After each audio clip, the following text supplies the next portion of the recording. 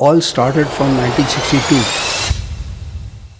when actually India lost the war to China. Okay. And we were very young those days, and all their lines of communication, whether railway lines or whether they were going by, boats. So we used to even attack the boats and things like that. So the very first day, we four came back.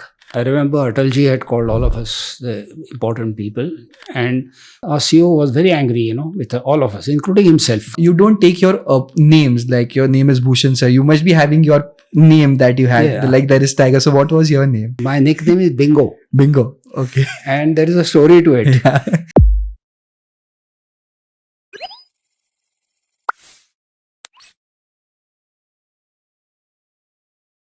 Today we have a very special guest, a man who has served our nation in the Indian Air Force.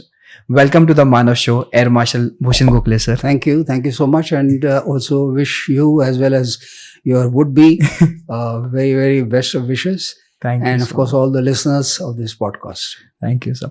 So let's go back to 1968 when you started your career. What inspired you to choose the fighter cockpit as your career? Good question. Actually, all started from 1962 when actually India lost the war to China. Okay. And we were very young those days, and there was a kind of a clarion call, especially if you know the Lata Mangeshkar song, which became very famous.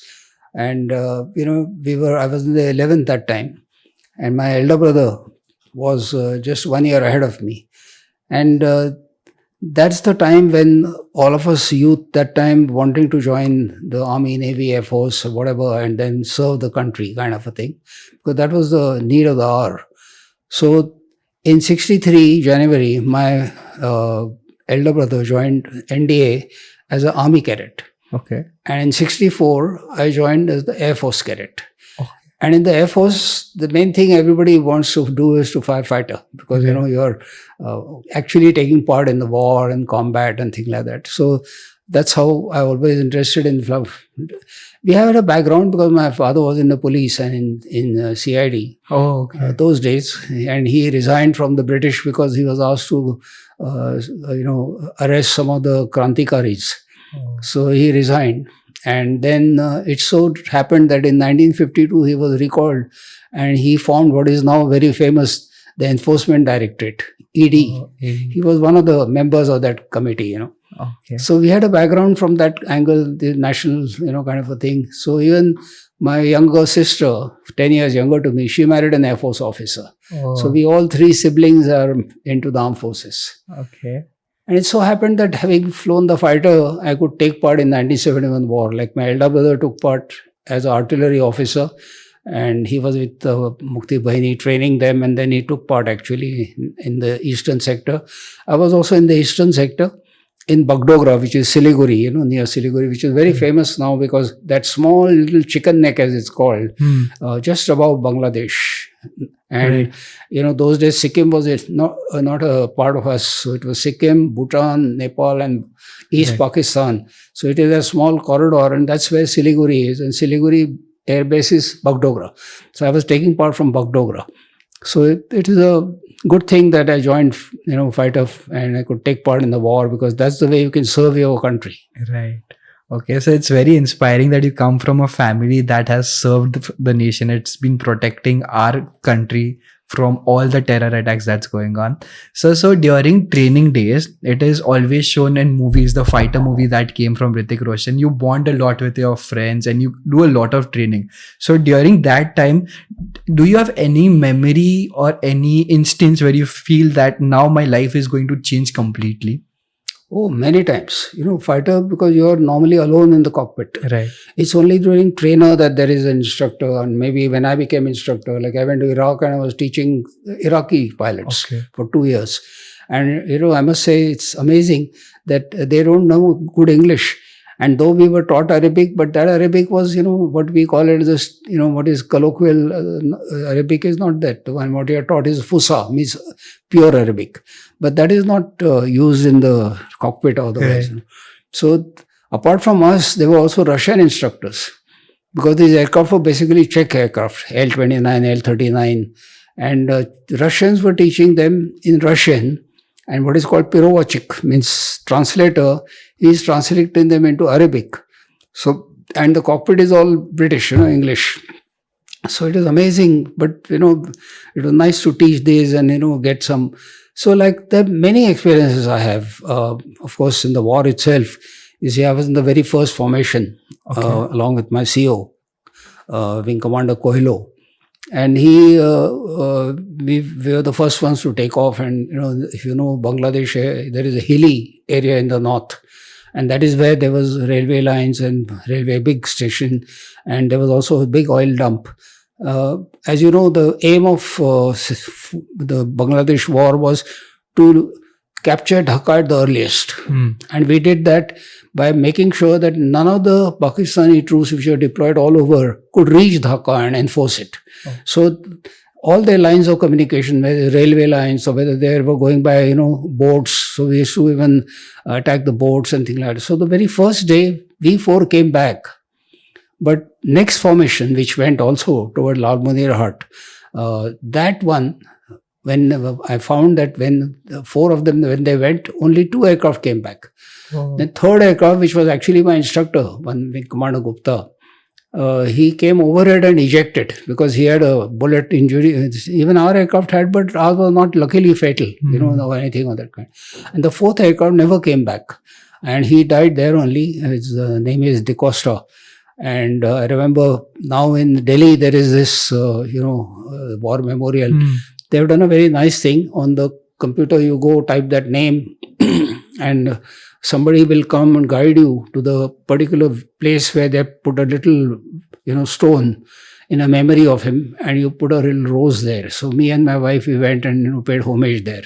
So these are the kind of things where you understand what is war, you understand what is life, but then you have to also understand you have to go on. You can't stop.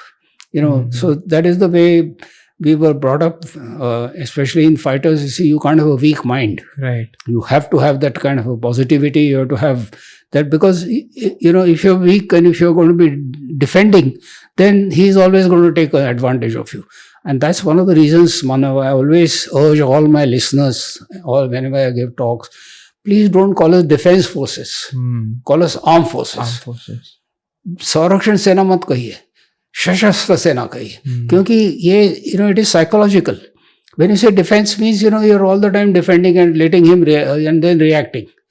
And I give analogy of football, for example. आप 11 के 11 पूरे अपने गोल में हो तो शायद गोल नहीं होगा आपके ऊपर. आप जीतेंगे कैसे?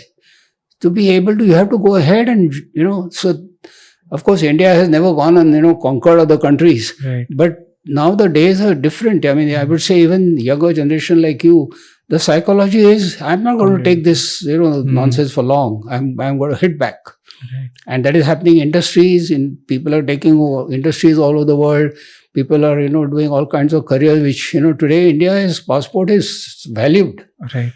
So that's the way I think India is going to progress. And I really wish that younger generations like you and leadership of tomorrow imbibe this kind of attitude. Right.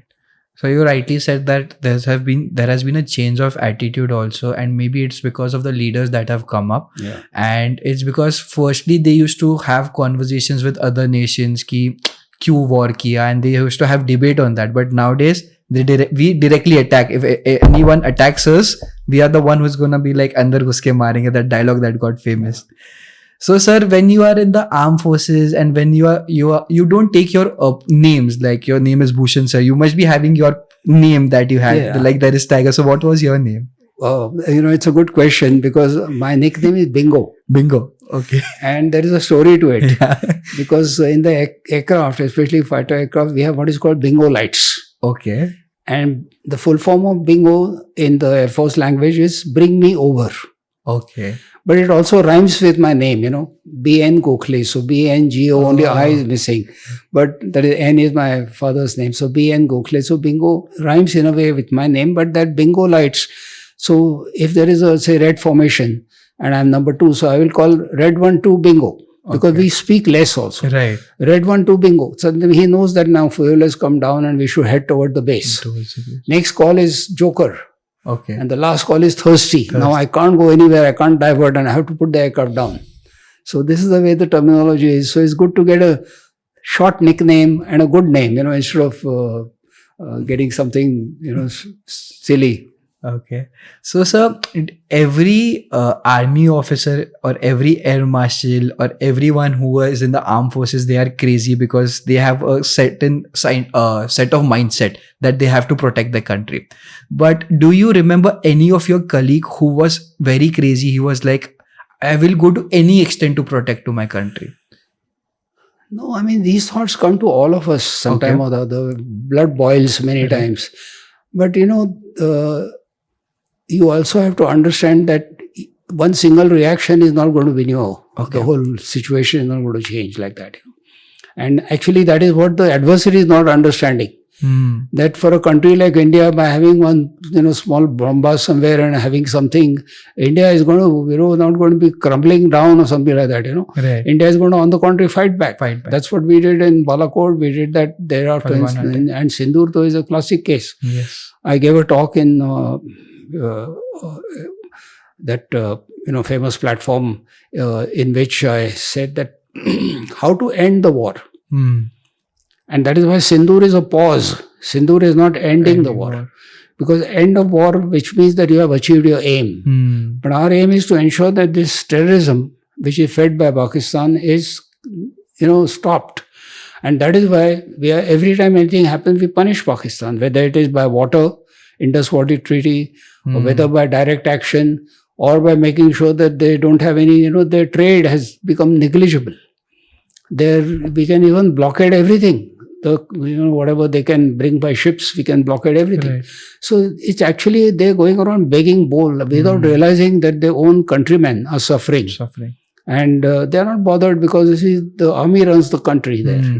So you find this failed marshal, as this called, failed instead of field. Yeah. So failed Mudir. He is becoming, kind of a king. King, right. And president has just signed. Yesterday somebody sent me that thing. He's signed now. He has immunity from everything. Yeah. So there's no opposition. Because Imran Khan has been put into jail by him only. Right. Imran was against him. So he's put him into jail, kind of whatever you call it, jail or open house arrest or whatever it is. So there is nothing. So public has no opinion, expression, nothing. You just, allow the army to ruin that country economy and keep on begging to, whether it's World Bank or whether it is to China, to Saudi Arabia or to now America. And they play double games all the time. They've given Gwadar to develop through China. Right. And just next door between Gwadar and Karachi is Pasni. They've given Pasni to USA. I don't know how it is going to happen because Balochistan was a country by itself. Yes. And they are so anti. I don't know how they're going to do all these kind of things, So the Pakistan has been having grudges against us from a longest of the time. So what does Pakistan really want? Actually, they suffer from inferiority complex. Okay. They suffer from, not only India, they suffer from their own brothers who were earlier East Pakistan. Okay. When Bangladesh, especially under the earlier regime, where now you find there is a change, but otherwise, under the daughter of Mujib, there was, economy was booming. Economy was 6-7%, and they're doing good exports and all that. They were almost at par with India at a small country, whether it's textiles or jute or whatever else, kind of a thing. But Pakistan just jealous of any country which is trying to do anything good.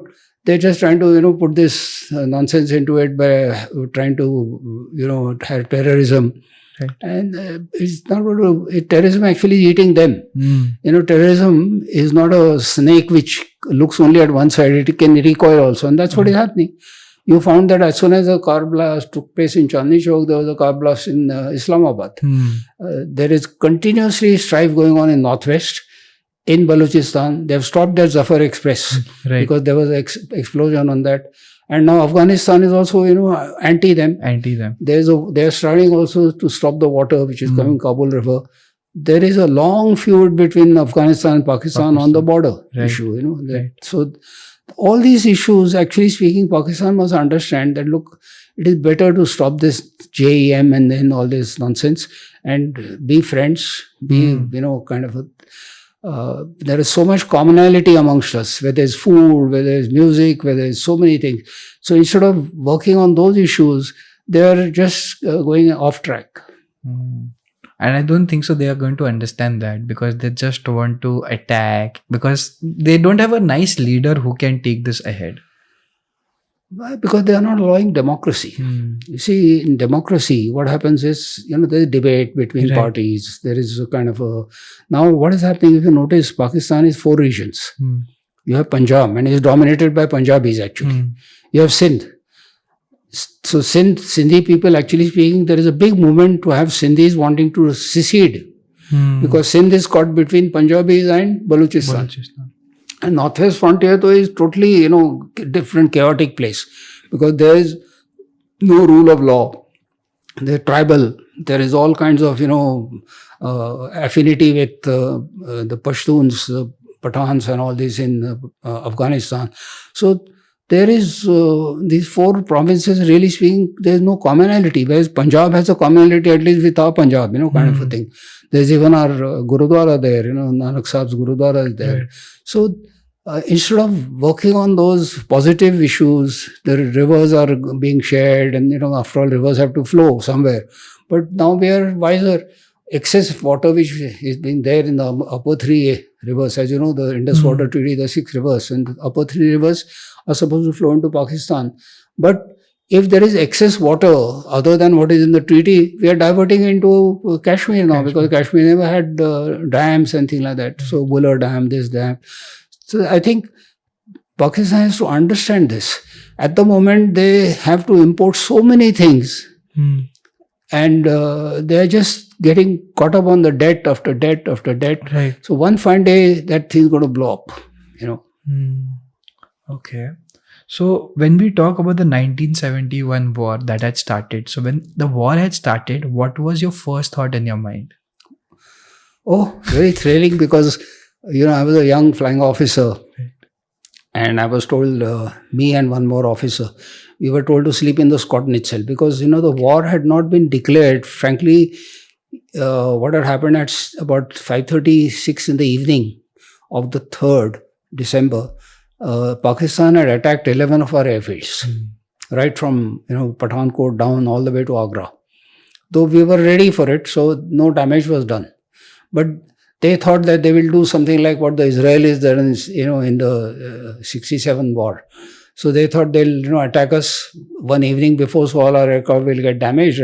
But we were smarter. We had anticipated it. But then Indira Gandhi wasn't there in Delhi that time. By the time she flew in and she came and then consulted her colleagues and all that thing, then she announced, and I was listening to the radio those days, the music used to go, they say, please wait for an announcement. Thodi der mein announcement ho jayegi, thodi der mein. So we knew what the announcement was going to be, but we were all, and wanting to sleep. Actually, we were there because we had to get up in the morning at 4 o'clock, get briefed, and we were to take off at 6. So actually speaking, we should have rested, but that excitement was there, So at about, I think, 10 or 10:30, she announced that we have been attacked and we will take proper revenge of it, kind of a thing. And that's where we knew how the war had started.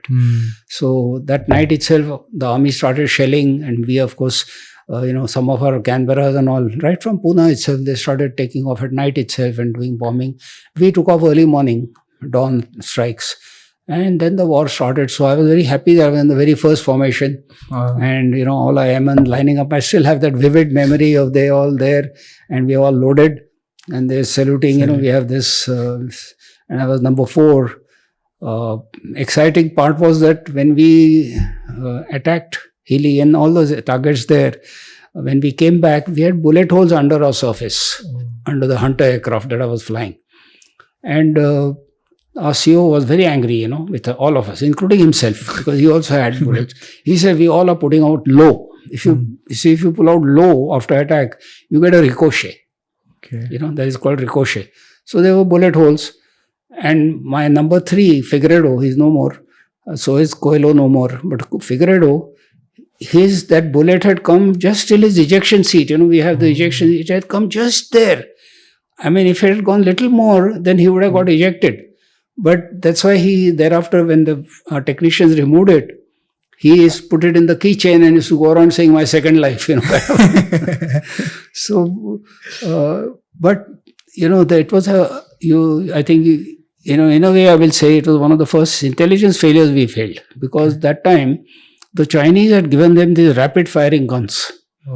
And they were multi-barrel guns. But apparently, we were not sure of what exactly. So it never came to us, because what happens if that rate, even if you, sort of pull out of the range, but there is something which can, hit you. So, of course, then next time onwards, we pulled out a little higher. And apart from there, what the ranges are. So it's a cat and mouse game always, there is always the offense and there's defense. So the cat is trying to do offense and the Mickey Mouse is trying to, but it's a good thing, because technology today has improved so much that it allows you to do various things and to be one up. I mean, you see, regardless of any amount of money that is being poured into Ukraine and any amount of, Russia is just carrying on with it. Both sides have got drones, both sides have got, all kinds of things. But Russia is so bent upon having that eastern part where they have Russian-speaking people. I've been to all the countries, Kiev, I've been, and, you couldn't make out a difference. They were all speaking Russian. They were following Russian Orthodox Church. Now they have their own Ukrainian Orthodox Church. And the Dnieper, the river on the eastern part, they married each other, because Ukraine was so close to Russia. The Soviet Union, when they broke up, actually it's only Ukraine which was the closest. Because they were Slavs, though we don't understand. It's like, being in Pune, we don't know, who's who, what is he, those kind of things. Especially in the armed forces, we don't just, find the differences between us. We look at common things, what it is. But same thing in Ukraine. I mean, when it was, I was amazed that when this whole thing started, as to what enmity can do. Otherwise, as you know, Khrushchev was a Ukrainian. And Stalin, I believe, had troubled them during one of the wars. So that old enmity had continued, kind of a thing. Okay. So, sir, every warrior has a moment when his life is very close to danger. You had such a moment? Which moment? When the life is in danger. Oh, of course, yes. So can you tell that memory? Yeah.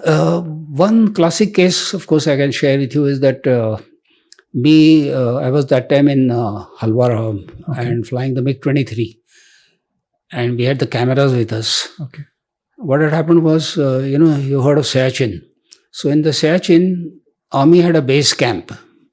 And then, of course, I've been to Siachen. Even my wife has come there, because Siachen in Tibetan language is Valley of Roses. So she came and planted a rose there. And, at senior positions, purposely the family goes so that the Jawans there and the airmen there, they feel nice that there is a kind of motherly somebody who has come, elder sister, and she's giving sweets and, looking after them, because they're all lonely there, it's that heights and those. Now, of course, today what is happening is, because having women into the armed forces, there are at least straggling of few, but that doesn't compensate for the relationship as such, So anyway, I'm digressing. So their base camp, when we had established, it was under the attack from the artillery guns of Pakistan, and it got damaged. So then we were tasked to find out where are these guns now, kind of a thing. So I and one, I'm going to meet him shortly. We're going to Delhi, so I'm going to meet my number 2, who was Paj Bhangu. Okay. Two of us, we went into Pakistan, that Pakistan occupied Siachen, you can call it, or whatever, the POK. And we did the photography and found out where the guns and all that. And that is how our base camp was shifted. Okay. And then there is no damage now on the base camp. Now our base camp is, you see, in the hill shadow.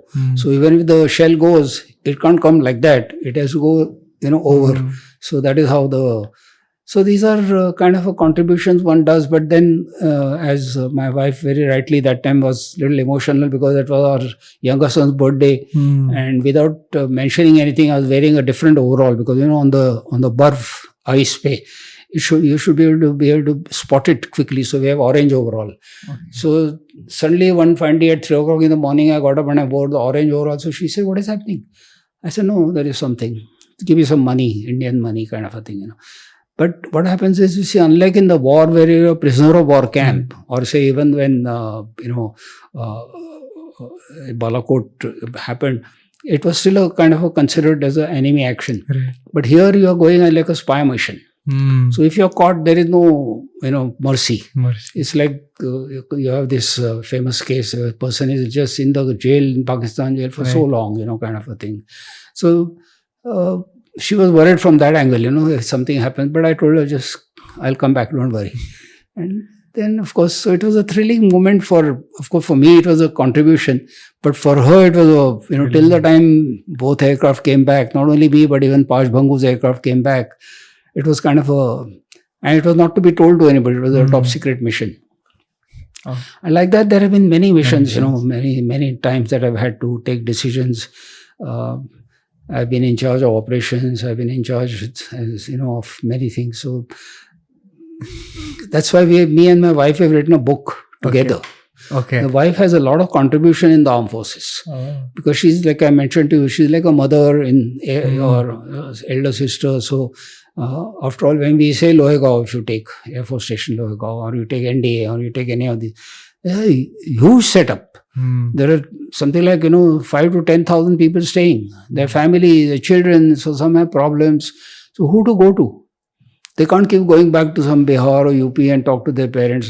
So they come to the commanding officer or to his wife, and they sort of say, look, this is what is happening, that is happening, we are having problems, we are having children problems. So counseling, or if there are some Veer Gati, हम बोलते हैं जिसको Veer Gati को जाते हैं कोई, तो उनके लिए we have some courses that these ladies do. So all that supervision. So ladies have a lot of contribution. Like say in the civil domain, like my wife came from a doctor's family. Her father was a very famous ENT surgeon and then the vice chancellor of Pune University. And all her siblings, etc., were medicine. Whereas in my case, it was the other way around. So first time she was entering a kind of a atmosphere which was so different. But then she adapted, and that is why this book, where I purposely requested her that you add your own bit also. At every chapter, there is some place where she has added everything, to say that. And it's written in Marathi, purposely. We got 2 awards. I'm not trying to boast on that part, but it is the first time that as a husband and wife have written a book in Marathi. And me, Tachavati, I always say, without quarreling with each other. Nice. Okay. So, sir, as you said earlier that you have taken many decisions during your career. So, what was the toughest decision that you have taken in a war situation or a mission? Toughest decision? Yeah. I've been very fortunate, I will say, that I've had a lot of exposure to abroad. Been to Iraq, Egypt. I was in the embassy for 3.5 years. USA, I did a course. So I've had a lot of exposure. So that exposure is important to be able to understand as to when you become senior, what are the compulsions on leadership. So I've had 3 times an occasion to brief the Prime Minister and the CCS. We had the Parliament attack. So that time, I remember Atalji had called all of us, the important people. And from the Air Force, my chief, is that time looking after operation. He had gone to Russia for some, kind of a dialogue. And at that time, I was the person there. So he rang me up to say that you do the briefing. So, it's a big responsibility when you do briefing to the Prime Minister and to his CCS, it's called. Because you see, you may boast and say, hum buda denge, kind of a thing. Then if he takes a decision like that, then it can backfire. So you have to be very clear, you have to be very truthful, you have to be very precise, you have to show evidence, what is there. So similarly, later with Prime Minister Manmohan Singh, it was during the Nepal crisis and during the Sri Lanka crisis. Sri Lanka, there were these small aircraft LTT was using and making. For 3 years, they harassed, Sri Lanka. They used to go and attack Colombo port, Colombo industrial area. So their economy was going down. So actually, they were now getting Pakistanis and Chinese to help them. So that's where, India realized that why are we not helping them, kind of a thing. Because they are actually our immediate neighbor. So like that, so there have been these occasions which were very important. And I would say the decision making is done with a lot of thought. Mind you, I have been also fortunate in making sure what today has come out is Akash missile, for example. Right. Now, Akash missile, there is a DRDO product, and Prahlada and myself, we got felicitated by then Sarakshan Mantri Parikar, because while the Akash was, trials were going on, I had decided that we'll induct it in the Air Force. Otherwise, every time importing, what happens is, you're depending on the foreign, supplier for spares. So and now success story it is Akash. Akash is everywhere. We are looking at Akash Mark II. Right. So is the case with BrahMos. I remember with Shivnatu Pillai, who was in charge of BrahMos, I said, let's try and put it under the Sukhoi. So, of course, it was not just me, but there's so many people also along with it. But I remember going to Ozar, where the Sukhois are there. Right. And then because BrahMos is big, we had to make sure that, certain modifications are done and things like that. But look at now, after so many years of that, whatever decision we all took, it has become a success story. So this is how the baton is passed, I'll say. Now today, what the leadership must be taking decision, or maybe they have taken 4-5 years ago, the actual thing, if at all required, will come up during. Right. For example, the drones in my time were very limited. Okay. They were only for recce. We had the drones, as for today, the drone warfare which is there. At that time, drones were there?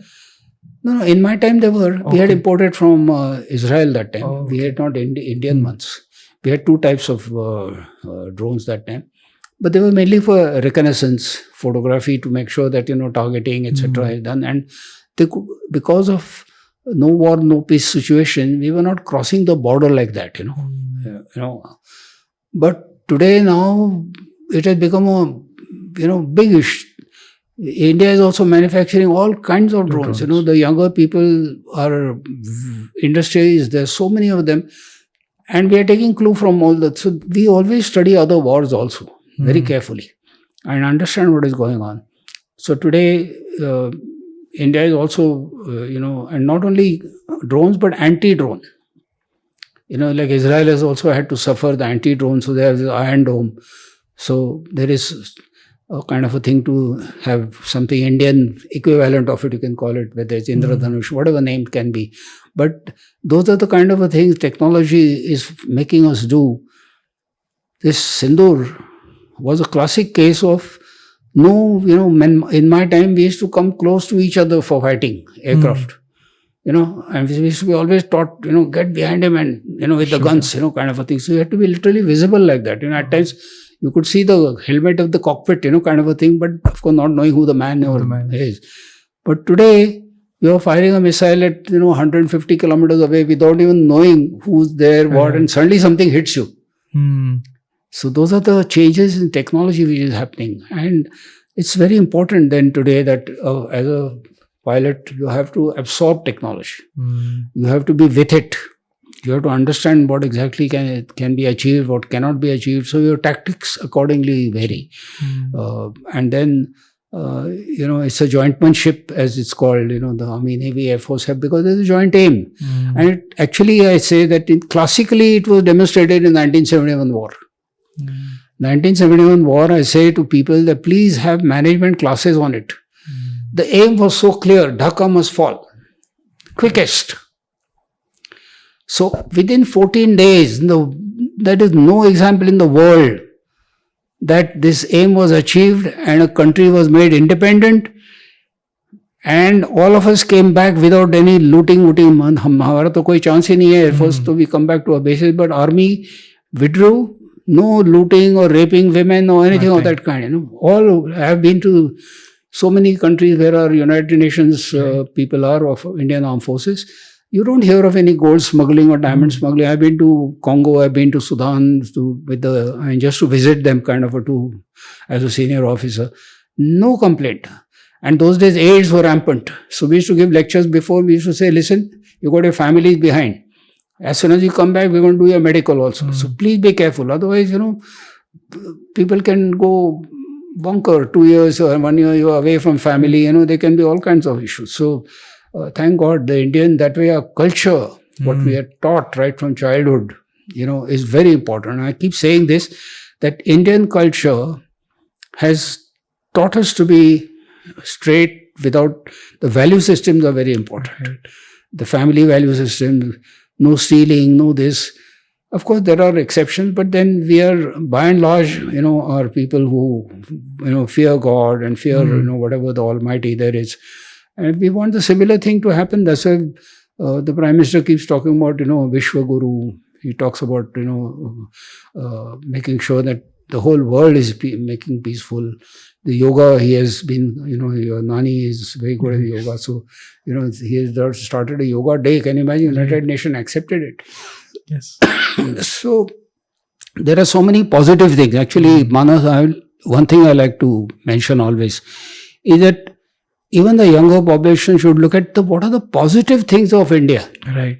Many times people say, so China this and this thing and that thing and America this. I said, do you want to go and stay in China? Then they said, no, we don't want to. I said, you get freedom to speak what you want. You get anything to eat you want. You work hard, you get money. And how much money do you need? Even Alexander finally went like that, with his palms open. So there is a requirement, no doubt. I mean, it's nice to be, having, but the value system must not change. Right. Okay. So, sir, you have flown more than 3,500 hours. And so during that time, which aircraft was the most difficult to fly and which aircraft you love to fly? Actually, good question. The very first aircraft I told you I took part, in the war was Hunter, and it was a beautiful aircraft. Okay. I wish it had an afterburner, So it was a British aircraft. So British made a Jaguar. Okay. But Jaguar, though its twin engine is underpowered. So we could not really use it much. We tried in Kargil also, but in Kargil is a hilly area. It is good for the plains where you can, sort of not worry about. Because higher you go, you require a different, more thrust.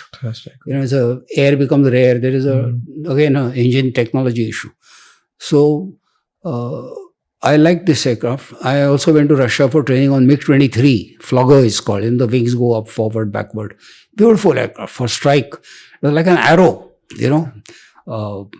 And then, of course, what happens is you fly, you change onto different aircraft, then you mature onto it. You get at least about 200 hours on an aircraft, then you feel so comfortable. It's like, when you drive a scooter or motorcycle or whatever, your car, initially you're looking inside and then outside, here, there, mirror. But after some time, these things become habit to you, So in the aircraft, when you're alone, the aircraft must become habit to you. Without looking inside, seeing which switch, this, that. So they do blindfold test also. Okay. They have so many switches all over. So you become very at home. And as you become senior, you understand these things. So I've flown all kinds of aircraft. As I told you, I went to Iraq and taught them in L-29, L-39. MiG-23, I commanded a squadron, so I really like it. Because, the squadron that you command, MiG-23, beautiful aircraft. And thereafter, when I became supervisor, I've flown even the helicopters, I've flown Jaguars, but not as a full scale. MiG-21 I have flown. But as I said, not, the kind that I will say, I've flown the Sukhoi 7 more. Okay. After Hunter, Sukhoi 7 and MiG-23. That is how the journey was. But in between, I flew some other aircraft. I was an instructor in our instructor's instructor kind of a thing in Tambram in Chennai. So there again, training aircraft I flew. So it's a nice journey. So do you miss flying? Oh, any day. Any day. Okay. So, sir, after seeing war, loss and leadership, what does courage mean to you? Courage. Yeah. You see, these are all psychological tests are done on us when we join especially pilots. And at that time itself, they are able to make out whether there is a weak link or there is kind of a, as I told you, that you have to have that kind of a attitude in you. It's a typical fighter pilot attitude where, because you have to get after the other chap, Right. otherwise he'll get after you. So you have to understand that part. And then, as I said, what happens in our leadership as we keep climbing the ladder, you're watching the other person. Air Force fighter flying is very transparent that way. You see, I'm flying with another 3-4 people or sometimes 2 people. I can make out how good he's flying or not good flying, etc. So now you're absorbing all these things. So as you become senior, so I've had a case where a very nice person, good family, I mean his wife, everything fine, but you have to sometimes take a rough decision. So I found that one fine day he was supposed to go for night flying and I had not cleared him to go night flying. I don't know who had put him in the program. So I found out that, I said, how come you're going for night flying? He said, so I'm on the program. I said, wait a minute. So I went to the person. I said, listen, have you consulted me? Because I was the flight commander. So he said, no, sir, but we were running and we had an aircraft, so I put his name. I cancelled it. Now he might have felt bad. But you see, I was not confident that he'll be able to bring the aircraft back safely and bring himself back safely. Right. So I'll be answering to his widow otherwise, So instead of that, you have to take these kind of decisions. And that is where whether you call it courage or whether you call it expertise, because courage, expertise, training, all these things, they come together. The more you are, trained, the more confident you become of your platform that you are flying, that much courage also improves, because you know that if the other chap has got a missile which is going for 100 kilometers and I got 150 kilometers, I know that I'm more confident about it. So technology also is making a lot of difference. So these are I can't put a single trait on it, but these are evolution of traits that merge into the courage as such. Okay. So you have been flying for such a long time. You have been training young people who were in the army, who were in the air forces also. So what advice would you like to give to the people who are going to join the armed forces or who are not joining, or advice that will help people grow in their life? Very good. Of course, I am a president of Maharashtra Society presently. I studied in the same school earlier. So today I'm very fortunate that I'm now, at some different capacity. We have a Sainik school for girls. Rani Lakshmibai, close to Pune, Pirangut. And there are 17 girls so far who have joined. And earlier, NDA was not the option for the girls. Today it is. So now you find that more and more girls will join. Air Force especially, there are more. We have got a girl flying Rafale aircraft. We have a women pilot who was there in MiG-21 when the farewell took place. So, and they're doing very well. Right. So I will say that it is not the question of gender. It is a question of, having that kind of a urge to serve the country. And even if it means that, you have to understand that sometimes it can be not necessarily accident, but it can be because we've got to be medically fit throughout. The other day only I was giving a talk at one book release on diabetes. So I said, listen, a lot of people say कि हमारी then है हमको, पर हमारे parents ने हमको then दिया है, or kind of a thing. I said, listen, your parents are giving you so many good things. Why are you only pointing that उन्होंने हमको diabetes दे दिया? So I said, fight it out. Do exercise. Do your diet differently. Don't blame your parents just because you are having diabetes. Okay, you have, so fight it out. The same way, you have to be fit all the time. So you have to do exercise. You have to do whatever is required, because exercise gives you positivity. Right. It allows you to be remaining positive all the time. Kind of a thing. So that was one key that I will. And that is required whether you're a civilian or whether, kind of a thing. Especially these days, the distances are long, traffic is terrible. People have got that thing, pittu karke usme platform pe laptop laga ke. So they need to do some exercise, whatever time they get, yoga. We do yoga at home, So there is a very important thing of physical fitness, one. Secondly, having positive attitude. You see, these more and more we are getting into this alternate media, WhatsApp, it's ruining the mind actually, and especially before you sleep, if you read something negative, it remains in your mind. Right. So I will say that think positive And it's a whole of nation approach today. Looking at Ukraine, looking at Israel, looking at all of the things. One of the reasons why India did not allow the war to become the Sindoor to become bigger, because economy would have not only been hampered, but there would have been more casualties on the ground, which are innocent people in a way. Though we had some in the Jammu and that area, some because of Pakistani artillery shelling, etc. But it would have been much more. Look at Ukraine now today. I mean, the capital Kyiv itself is getting hammered. So is the case in Russia. So it is not healthy to that kind of a thing. But then today, whole of nation approach is required. If the armed forces have to feel that, look, I should fight and give my life if required for the people who I'm leaving behind, those people must be worthy enough. They must be worthy enough to be able to say, okay, I'll sacrifice for them because they are taking my country forward. But if those people are not worthy enough, they're doing corruption, they're doing all kinds of illegal activities, then we also are literate. We read, we listen to news. We are actually more literate, I would say, at times, because we know international affairs which are going on. So I feel that the whole of nation approach, in which every citizen has got a role. Every citizen must be law abiding. I remember going to a law college once to give a talk, and the principal asked them that how many of you, the students who are learning law, how many of you jumped the red light? And many, after hesitantly, at least half the class raise their hand. So if the lawyer themselves who are learning and they jump the red light, so but whereas if, I don't know whether you've seen in Manipur, people were in one line allowing the other road to be totally empty, other lane. Okay.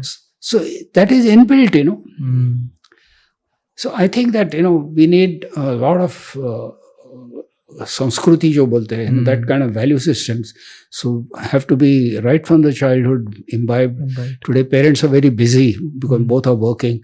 But then there has to be a kind of a conscious effort to make sure that the younger children, they remain in the positive attitude and away from these kind of attractions, because otherwise, many times the parents give something, game dete hain, unko chalta rehta hai. Well, it has a limit, but you can't avoid it also. Right. But it should be kept under control. I think the civilians are backbone actually. They can be contributing to technology. They can be contributing. Look at ISRO. Look at where it is taking us. Look at DRDO now with all these new things. And if you want to do Atmanirbhar, you require a big industry. You require a lot of creativity.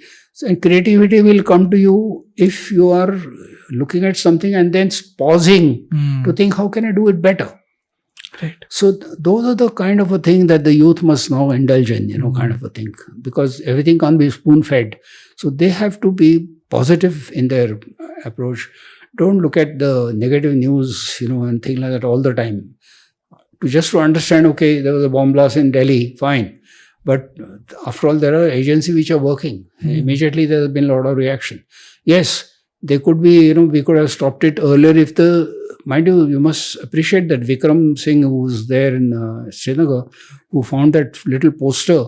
And from that he traced everything, and then, so many of that doctors have been caught. And so the intelligence, is something that is dynamic. And by the time it comes to the actual user, there can be some delays at times. Right. It has happened, I'm told that even in the Mumbai blast in 26/11, I believe warning was there, but the person who actually was handling it got delayed in looking at it and giving it to the seniors. So there can be these kind of issues. I think today with AI and like what Israel is already using AI for targeting. They have a special, they've created a kind of a program. So similarly, I'm sure that, today the intelligence has come a long way from the time I know. Otherwise, many times we've had intelligence failure. As I told you, these guns which were there, rapid firing guns, or take, in 60 Kargil war, for example, we were not aware that, when in good faith, the Indian troops came down and the Pakistani troops entered our own bunkers, kind of a thing. So there was a big failure. And then we had to fight it back. We lost 600 plus lives. So these are some things which, though mind you, when I speak to actual intelligence people, they said, so we are given the warning. But that warning has not reached the correct places, or maybe people have not taken it seriously. So there are these gaps which happen. I think today we need to, with the technology, have that decision-making matrix, as you call it, with all these inputs together. There are a number of agencies in intelligence, but then there is already a unified kind of a picture which comes, like they show many times in the movies and all that, there is a full thing that comes. Right. But, it's a dynamic, as I told you, the Israelis failed to understand that the Hamas is going to come into it like that. The Americans have failed many times. They didn't know that the Taliban is already reaching Kabul when, they suddenly rushed and, got out. You saw those aircraft, people hanging onto it. So it is by having, looking at Israel or America or anybody for that matter, it is not a great shake. It is finally a human being. So they have to put their act together to make sure that how do we come over. So we have come a long way. I'll give them a pat on the back also. That, but then, at times there is a delay, I would call it. I wouldn't call it failure, but I call it a delay in, Okay. So thank you so much, sir, for giving me the opportunity to have a podcast with you. It's a pleasure to have you on the Manav Show, and thank you so much. Thank you, and wish you all the very best. Wish you all listeners also all the very best. Jai Hind, Jai Bharat. Jai Hind, sir.